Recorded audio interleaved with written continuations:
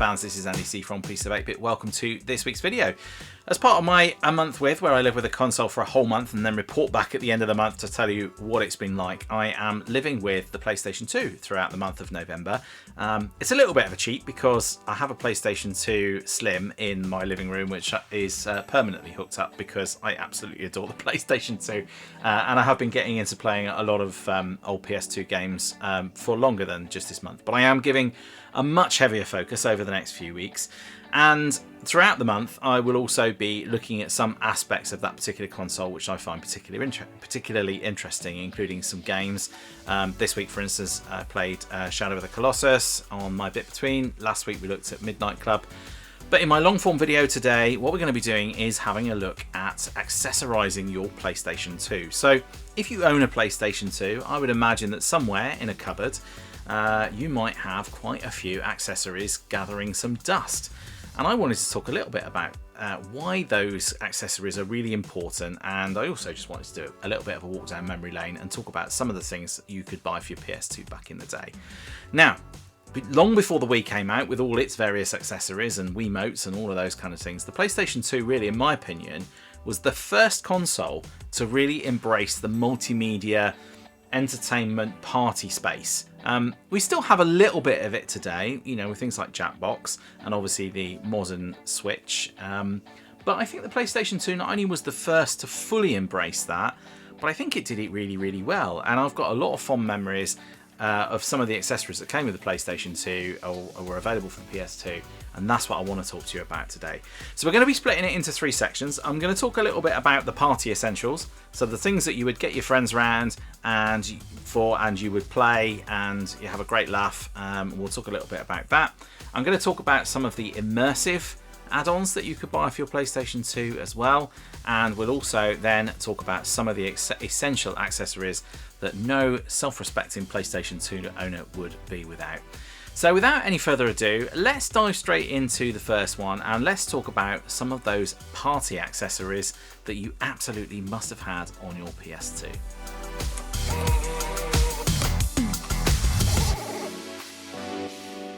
Okay, so you can probably see there's lots of stuff lying around in my room at the moment, and that is because there are lots of accessories for the PlayStation 2.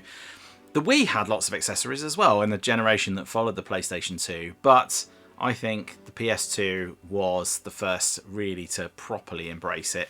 And I think in later generations, perhaps the PS3 generation, so obviously we had the Wii, but on the PS3 it was much more that toys to game thing that started to become a thing. Skylanders, Lego Dimensions, those kind of things started appearing. Disney Infinity is another one. And obviously with the PS4 and the PS5, I was talking specifically Sony consoles here, we started to see more around things like VR. And so I guess some of these accessories Sony felt, or the producers, publishers felt that just weren't necessary anymore or been superseded. I just think it's a real shame. I think there's some fantastic accessories, especially the party ones, which I think just haven't been really surpassed, and it's a shame that a lot of them aren't made anymore. And obviously we've got things like Jackbox, and you typically would use your mobile phone for that, and it is great fun. I definitely recommend going and checking out the Jackbox games, but there's something about these physical accessories which I think are just fantastic. So what we're going to do is we're going to dive in with my first pick, and that is these things here, and these are the Buzz Buzzers. And the Buzz Buzzers, basically, this is the big quiz. The first game that came out was the music quiz. And essentially all they are is just a buzz, a button on the top, and 4 multi-choice buttons on the side there. Very, very simple concept. I have the wired version here, but there was a wireless version as well that also came out. And the idea of it is it's just a quiz show, and you pick your characters, and actually the host was voiced by Jason Donovan, none other. And you would get multi-choice questions, and you play as a group of 4, and you would just answer as quickly as you could. And there would be different rounds. There would be a pass the bomb round, or there'd be a quick fire round, all of those kind of things. And it was the person who got the most points, and then you'd win some kind of ridiculous prize at the end. Fantastic party game, and I have some incredibly fond memories of playing The buzz games, I had quite a few of them. Used to play it with family and friends, maybe have a couple of beers and do a quiz, and it was just a bit more interesting than playing a board game. Obviously it was very interactive, it was a lot of fun. There was all the usual kind of, my buzzer's slower than your buzzer, you know, all of this kind of thing. It was very silly, and lots of very fond memories of that. And it's a real shame actually that the buzz games are no longer around. They did continue to the PS3, but the PS2 was really the era where they were absolutely in their stride. They sold over 10 million copies of the buzz games, and typically each buzz game would come with the controllers included as well. So that's buzz.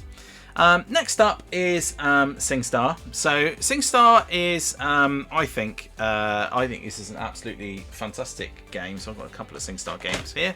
So we've got Rock Ballads one, and I've got the just the original SingStar, and I've got a load of these. I mean, you can, if you're interested, if you've got a PlayStation 2 or PlayStation 3 for that matter. SingStar continued on to the PS3, and the nice thing on the PS3 was you could put your PS2 discs in and use the music and the titles on there as well, which was a great little touch from Sony. Yeah, it was great fun to do, and although I guess you need to be a bit of an extrovert to do it, we actually did it you know, a couple of months ago. We just got SingStar out and we just plugged the microphones in, the microphones which are here. So you got a couple of, you could have the wired ones. There was also some wireless ones as well, which is what these are, little radio mics. They're brilliant, and you could just have a bit of a sing-along, and essentially it's just, for all intents and purposes, it's karaoke, and it's great fun when you've had a few drinks. Again, a lot of this seems to circulate around potentially having alcohol, but not necessarily. You could have a bit of a sing, and there were loads and loads of titles. There was somewhere in the region of about 60 to 70 titles, SingStar, with lots of regional variants of the game that came out. Yeah, it is still great fun now to play. I can't sing, but sometimes, as long as it doesn't end up on social media, I'm pretty happy to go and have a bit of a play of SingStar if the mood takes me. But yeah, that came out in 2004. Absolutely great fun, and yeah, I love the radio mics. You do feel like a bit of a pop star with these. They're really good fun, and the nice thing is, like, you can do sort of different tracks within the music as well. So if you know, one of you might do you know, say for those of you who know, like Blur, Park Life, one of you could do the rap part, one of you could do the actual melody part, or you could do it as a collab, or you could do it as a competition, whatever it happened to be. Great fun, the SingStar mics. Loads and loads of games for that. Okay, so next up is something which is related. I'm going to try and find it. Here we go. This is EyeToy. And this I think is one of the best innovations on the PlayStation 2. Long before Kinect, long before the PlayStation 3 camera, or the PS4 one for that matter, this came out. It's a very low res little camera, and basically, I mean, actually one of the SingStar games that we've got here, so the SingStar Rock Ballads one, for instance, you'll see this little green logo on the bottom here, and that denotes the fact that it would be EyeToy compatible, so you would probably be able to take a picture of your face or show yourself on the screen while you were doing it. The original EyeToy Play game was one of the most successful games of its sort. It sold 4 million copies, and basically it came with 12 little mini games, including being able to wash the windows, which was one of my favourites. You got the suds on the windows, and you have to clean as many windows as you can in a period of time. You would sort of put yourself into the frame, and then it would just detect your movements and allow you to do all sorts of things. And there are loads of EyeToy games that you can buy. And again, if you've got a PS2 and you quite fancy going and having another look at this little bit of quirky technology, I picked this EyeToy up from CEX for £1. That is how cheap they are now. Unfortunately, I couldn't get a black one to match my PlayStation, but it really doesn't matter. And you can pick the games up for about the same. There's loads of games, and I've picked up a whole raft of EyeToy games to play, and I think it's safe to say it's still quite good fun to play. Once you've got it working, every now and again it kind of loses where you are, and the technology is pretty rudimentary, and you kind of get a bit frustrated with it, but for the most part, 99 times out of 100, it works really, really well. And I think it's a great addition, and it's a really good little party thing to do as well when you've got people over. At the time, it was a good bit of a show-off for the capabilities of the PlayStation 2 back then.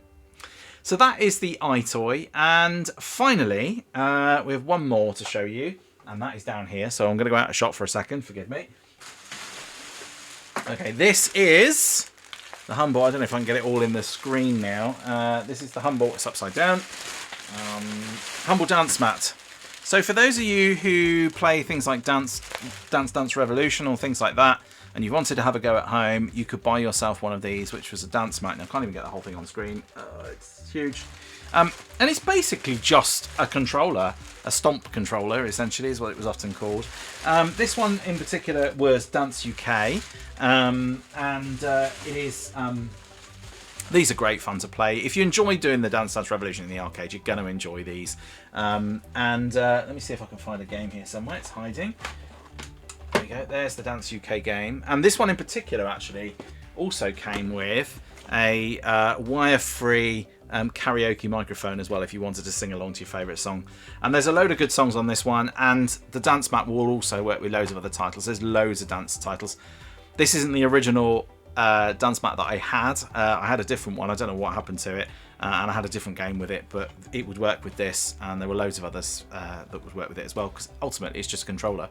So in theory you could play it with your actual controller, just press the buttons on it if you wanted to. I'm not sure why you'd want to do that, but so yes, that is the Dancemat, and that is the last of my party choices for accessories for the PlayStation.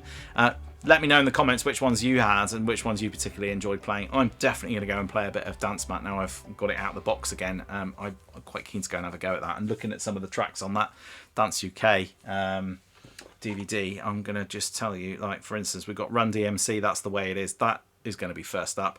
5, Let's Dance, Junior, Senior, Everybody, Pop Music by M. Yeah, then it lets itself down a bit when we've got Last Catch Up. But you know, like, it's not too bad, and apparently there's more songs on here, so I'll have to go and have a look, and if I don't like those, I can go and buy another dance game, and they are also still pretty cheap. So there you go. Those are my party must-have essential accessories for the PlayStation 2. Now let's have a quick look at Immersion.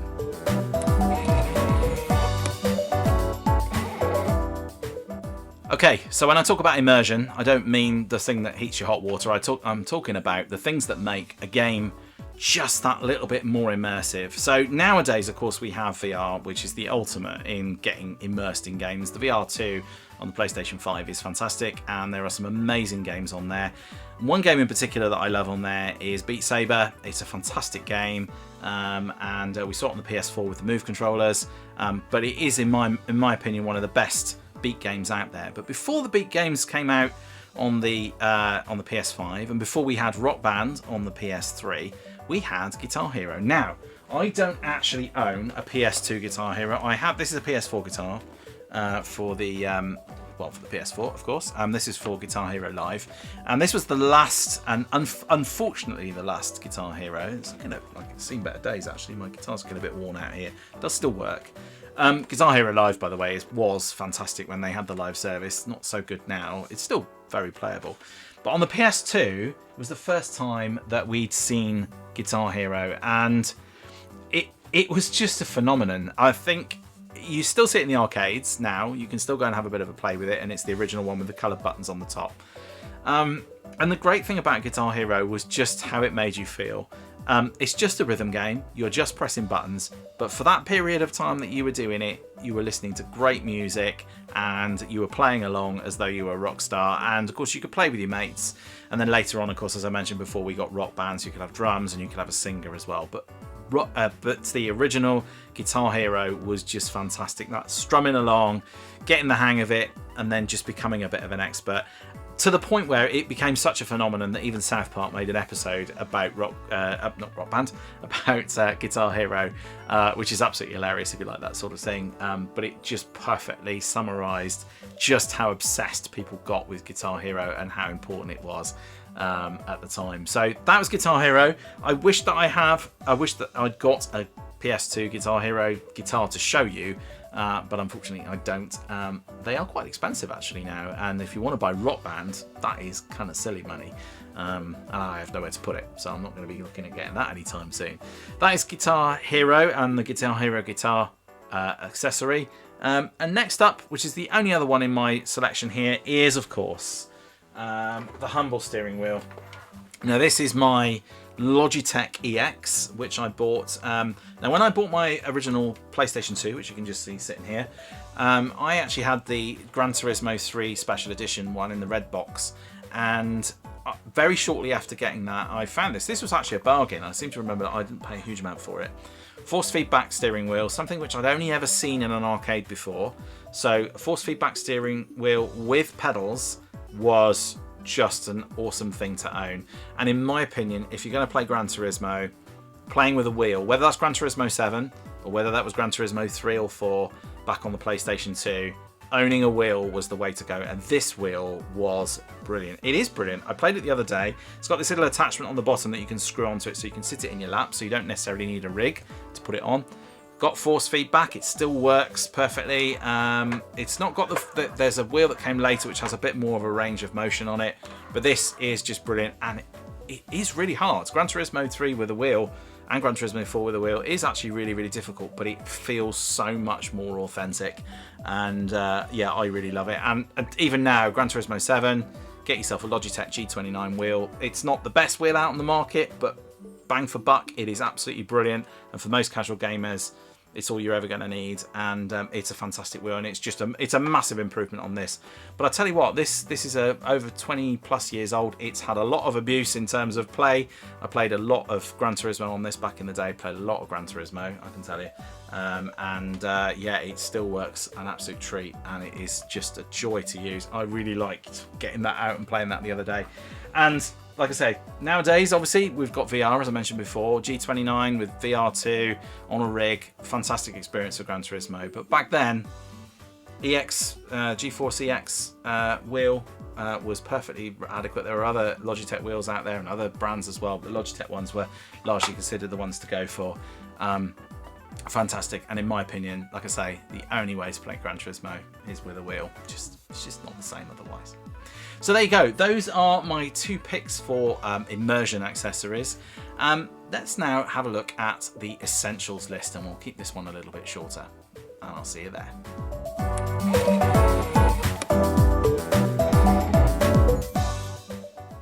So I hope so far that you're thinking to yourself, I need to go and dig out some of these accessories and have a bit of a play, and you're getting some value from this video in that respect, and getting the dusting cloth out and clearing up a few of those accessories that have sat in the cupboard and gathered dust for the last 20 years. This section, though, is the essentials. So if you're going to go and get yourself a PlayStation 2, or if you've got a PlayStation 2, you'll know this already, there are some things that are just, well, I say essentials. There are some in this list that are not necessarily essential, but they're kind of just the add-ons that just really kind of help to make that PS2 the full multimedia experience that it deserved to be back in the day. Okay, so first up then, I'm just going to pick a couple of the looser ones up, and then we'll talk a little bit about some of the others. So the first, and probably the simplest, is the humble PS2 stand.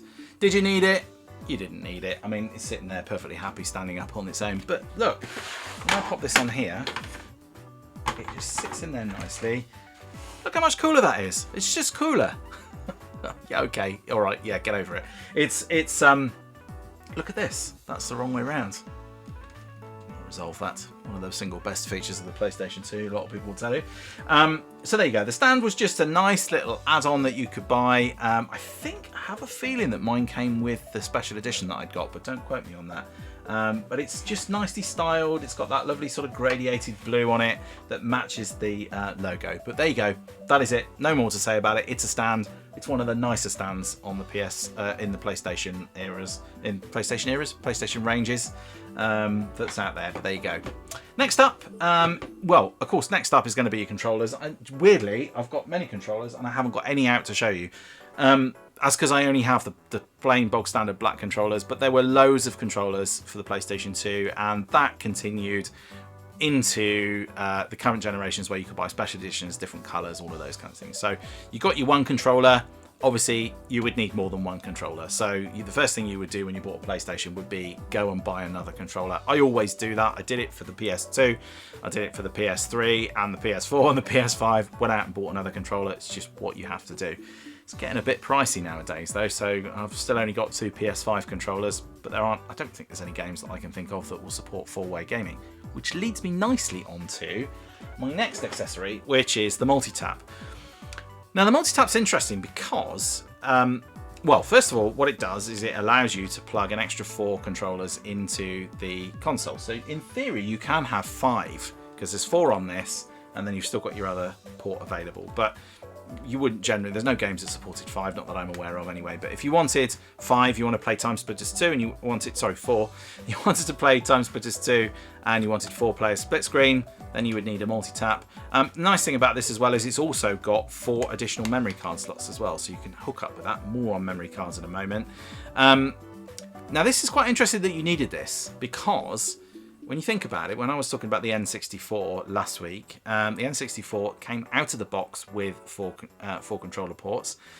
In the current in the PlayStation 2's generation, the GameCube had 4 ports, the Dreamcast had 4 ports, and the Xbox had 4 ports. So the only console that didn't have 4 was the PlayStation 2, but it was rectified by the fact that you could buy the multi-tap. And of course on the PlayStation 1 and the N64 generation, there was the same issue, although the N64 was the first and only console to support 4-way gaming out of the box, but you could also buy a multi-tap for the PlayStation 1 as well. What I don't know actually is whether the PlayStation 1 multi-tap works with the PS2. I never actually bothered to find out. But there you go. It's a nice little accessory. It matches neatly, but it does mean that you've got an extra accessory that sits next to your PlayStation, but it looks kind of cool. It doesn't really matter. So that is the multi-tap. Then of course you would also need your memory cards, and they were the same sort of format as the PS1. So the grey one here is the PS1 and the black one is the PS2. This is a 64 meg card actually. This is an aftermarket non-proprietary one. I've got some proprietary ones in the living room for that. Hang on, hope if I put it in the right way. But the nice thing about the memory cards as well is that you could buy all sorts of colours of those as well. And in fact, actually, I was in my local CEX store the other day, and they had a couple of colourful memory cards, which I think I might pick up. They were only £3 each. I feel like I might want to pick them up just because they're £3 each. So they're quite cheap, and a lot of memory cards on other platforms are quite pricey actually. So there you go, that's the memory cards, and of course that is another essential, and you didn't necessarily always get those out of the box either, so you would always have to go and buy a memory card when you bought your PS2, or if you go and buy a PS2 now, you will need to go and get yourself a memory card. So we've got our controllers, we've got our memory cards, we've got our multi-tap and our stand. Couple more additional ones, and these were a bit more optional, but basically if we take the PS2 off its stand now, and have a look on the back here, if I hold this up nice and close to you, you'll see there, if it'll go in focus, I have a HD and network add-on on the back here. Now, I personally don't actually have the hard drive in here, but basically you could buy this add-on. It sets up really easy. There's an expansion port in the back of the PlayStation 2, and you buy the network adapter, and then you could buy the hard drive additionally separately, and it would basically plug into this network adapter and allow you to have, well, initially it was 40 gigabytes of storage, which was quite a lot actually back then, and it wasn't widely used in games, but it has subsequently become somewhat of a modder's dream. So a lot of modders have it, and there's a firmware update that you can get which will allow you to put a whole load of games onto that hard drive. And of course nowadays you can buy a little SATA adapter for it, and you can plug in, you know, discs that have got much more space, and you could probably have, you know, a big chunk of the PlayStation 2 library on there. If you own the games, you could get all of those games downloaded and pop them on there, so you don't have to bother with the discs.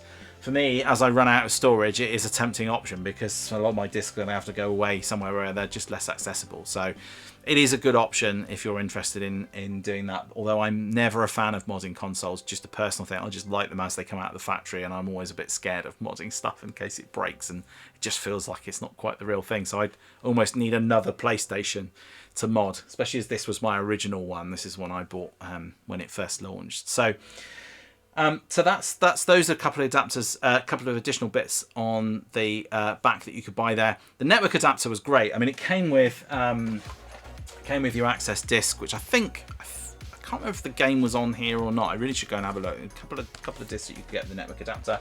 I remember playing a game called Hardware Online Arena, which was, I think, the game that you got if you bought the network adapter at the time, and you could buy a headset, which was a push-to-talk headset, and I remember playing online with my friends. It was the first time I'd done any kind of online console gaming, despite the fact that the Dreamcast had online capabilities. It wasn't widely used. People really quite liked the network adapter on the PlayStation, and yeah, it was a bit flaky. We were all on 56k dial-up connections, and the voice push-to-talk thing didn't always work, and people got booted out of the games and all that kind of thing. But I have a lot of fond memories of playing online games there, and that continued into the PS3 generation, which was obviously a much more robust online experience. But PS2, fantastic, great fun, and yeah, Online Arena was just hilarious. You'd be a tank or a jeep or whatever, and you would drive around in an arena of some sort. So it'd be a disused airfield, for instance, and you just basically blow the what's-its out of each other.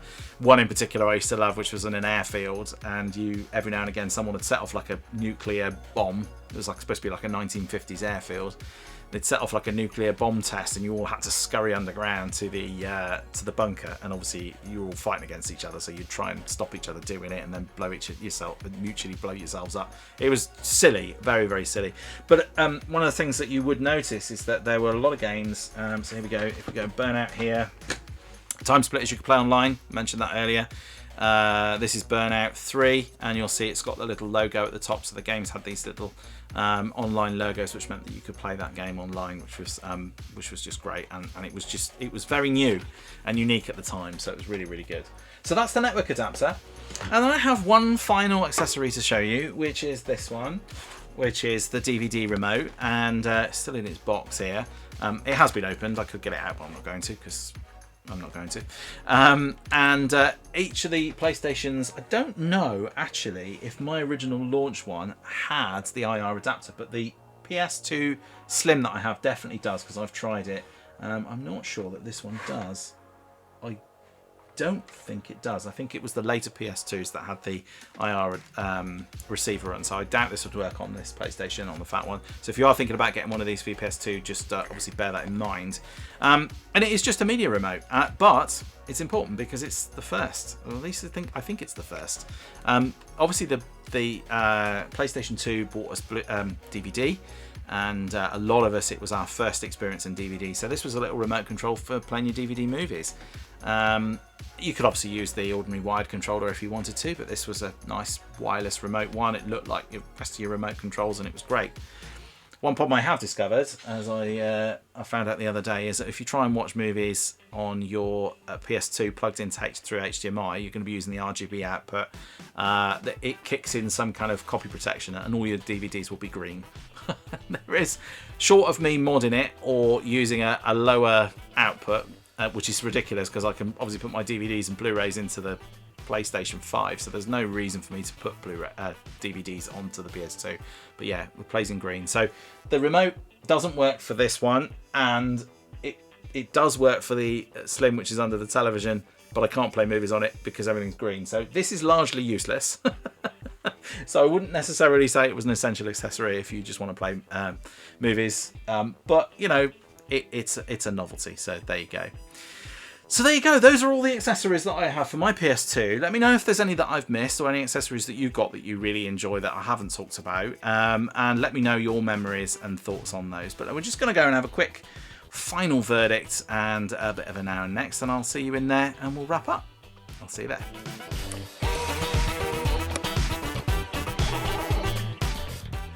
So there you go. Those are all of the accessories, as I mentioned, for the PS2, and I think it's important to look back on them because it was a real turning point for gaming and for home consoles, that they stopped being just a pure gaming platform and became this multimedia potential party experience, group playing, all of those kind of things that we'd never seen before. Things like SingStar and Dancemats and all of those kind of things were all just completely new.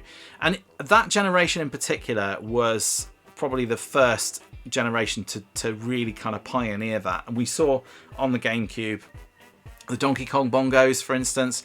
I think the PS2 really, in my mind, had the most of these sorts of things. There were a few bits and pieces for the Xbox as well. And then as technology kind of developed, we saw more of it in the PS3 generation, but I think it started to die out a little bit. Some of the big hitters like SingStar or Guitar Hero continued, but we didn't see quite the range. We still saw bars and buzzers, but there wasn't anything particularly new. It was a better camera and new games for that as well. But by the time the PS4 came around, I think a lot of this stuff was just gone, and we had different things. So like I said, we had Jackbox with your mobile phone, or we had the Toys to Life games such as Skylanders, Disney Infinity, Lego Dimensions, those kind of things. And then by the PS5 generation, all of those things had also disappeared, and we really don't get a lot of accessories for our consoles anymore. I think, you know, there are obviously lots of interactions with mobile phones for games, for party games. People just aren't really doing it anymore, I don't think. I don't really know why. It's a real shame. I'm not entirely sure the reasons why that has stopped. Maybe just people just aren't interested. They just weren't selling. There must be a good reason for it, because if it was still popular, we would still see them. I think VR has had an impact as well. I think people are, certainly for the immersion side. And obviously we do still get some. I mean, we still get wheels. Obviously we'll still get a wheel. You still get a flight yoke. Those are still big things. But you know, like Guitar Hero, the Dancemats, SingStar, they're all unfortunately a bit of a relic, and you don't even need a camera for your PS5 anymore. So even that is, I mean, you can buy a PS5 camera. It's not really that useful now. So yeah, it's a bit of a shame really, because I really have a lot of very fond memories with all of these things. So it's a bit of a shame, and I am definitely going to go and I'll have a bit of a play on Dance UK in a minute, and I'm not putting it on my channel. So there you go. So there you are, that is it for this week. Those are the accessories to the PS2, and yeah, that probably is it for now. Coming up, obviously we're going to be doing some more PS2 stuff. I haven't decided what game I'm going to look at next week. It's probably going to be, well, I will do a Gran Turismo game before the end of the month, because I feel like if I'm doing a PlayStation 2 look back, I've got to look at GT3 or GT4. I'm not sure which yet. Probably 3. I don't know. I haven't decided. So we'll be looking at that at some point, and there'll hopefully be time for another game on the bit between as well. Got a bit of a GameCube thing going on with the Monday Minute at the moment, so that's sort of on a side to the PlayStation stuff, so go check those out. Those are just my 1 minute shorts of games that I've played before, and I've just snipped them down to a minute and chucked them out on TikTok and YouTube Shorts, just for a bit of a little shot in the arm of a classic game for 1 minute. And of course there's loads of that out on TikTok and the web, but these are just my ones. And obviously we have got, I can't even remember the name of the game now for this month. We've got the Retro Red Steve challenge for PlayStation 1 coming up very shortly. I need to do that very soon actually, so that I might have even done it by the time this video has gone out. So yeah, I'll have a look at that. It's like a kart racing game on PS1. I think it's Speed Freaks, I think it's called. I can't remember now, it's gone out of my head. It's quite a fun little game. It's quite hard actually as well, so I'm going to have a bit of a go at that with Ollie in a short while as well. So lots of things coming up, and I am also contemplating doing another big build. So for those of you who've been watching my channel for a longer time, last year I did a big build at Christmas time, well the whole family did, and we built the McAllister house from Home Alone in Lego. I do occasionally do Lego reviews. When I started this channel I did more. I haven't done so many just lately. I am contemplating doing another one, and it might just be me this time, but I'm thinking about doing it. Let me know if you'd like to see it. Basically what I'll do is throughout Advent up to Christmas, every day there'll be a very short video posted as I build something. I have a Lego set in mind which has 24 bags in it, which is something I've been meaning to build for ages, and it is retro game themed. So and it is quite a big build, so I'm thinking about doing it, but let me know if you quite fancy that. If you're interested, let me know. And yeah, this Now and Next has been going on for about 1 million years, so I am going to stop now and just say thanks ever so much for watching. If you do enjoy these videos, please do hit that like and subscribe button. I'd really appreciate your support. Thank you so much for all the support I had for the video last week for the N64 month with. It's been amazing, and loads of commentary, so thank you so much for that. Please just hit that like and subscribe button. Just a little pat on the back for me. Thank you so much. Yeah, just leaves me to say please do all take care of yourselves, and I will see you in the next one. Until then, bye for now.